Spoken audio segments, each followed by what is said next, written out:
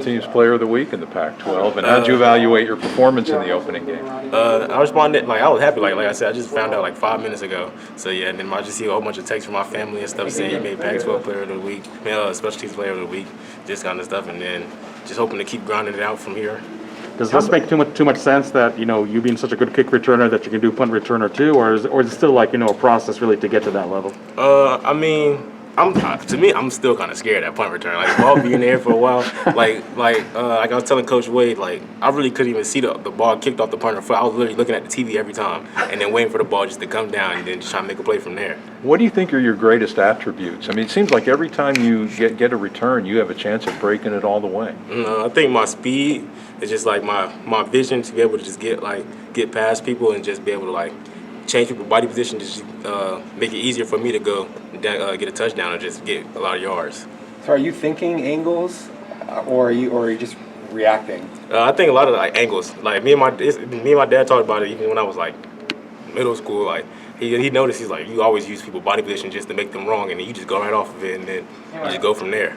So it's always been a thing that you've focused on. Mm-hmm. What are some of the areas that you think you can still develop your skills? I think just getting off the ball, as soon as I catch it, getting right on the track, and getting right there to be able to just hit the hole and just a one step and then be able to just go. What does Coach Slocum bring to special teams that you learn a lot from him? Like I said last interview, he tells me all the time, do ordinary things extraordinary well, and then just go from there. And then everybody being together as a unit, it just makes it look like it's just a grade A team. Was the plan to split the punt returns between you and Rashad? Because I know Rashad took the first one. No, literally, Rashad went, and then they told me to go. Mm-hmm. So then I just started going after that. And I know every good return you have to give love to the coverage team. I mean, they've been doing a great job for you both on kickoffs and punt returns. Yeah, for sure. All the corners, all the people up front, they're holding their blocks. It's showing. So yeah. What's the biggest difference for you between kick returns and punt returns? Punt returns is my first thing is catch the ball. So as a punt returner now, I started to get looser and feel more calm just to catch the ball. That's my first main focus, just catch the ball and then just go from there. What does it do energy-wise for a team when you have a big return? It brings a lot. It gets the team, the offense, in the good field position every time. If you're able to keep the momentum going, it's like a tone setting right from there. Yeah. You hear that teams make the biggest improvement between week 1 and week 2. How do you see the team trending in that direction? Like I said, just lessen the mental errors, holding the blocks for another second, be able to just stay in front and just be as a returner, just do what I can do.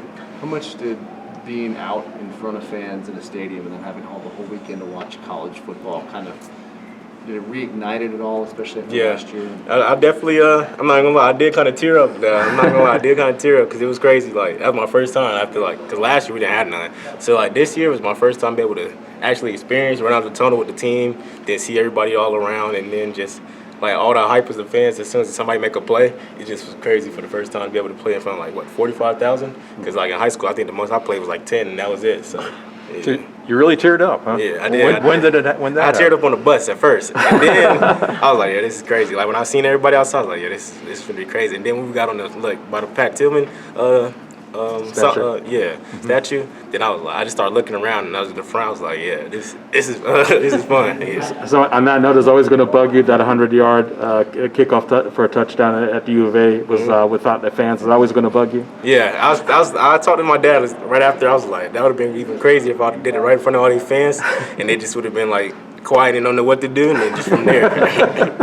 How much have you guys heard just about the coaches talking about the penalties since Thursday night till today? We heard of it a lot. You just got to get the penalties down because we was being ourselves with the penalties. It was the first penalty was on the special teams as on punt return. We had rough the punter, so we just got to lessen the penalties and be able to just stop the mental errors and stuff like that.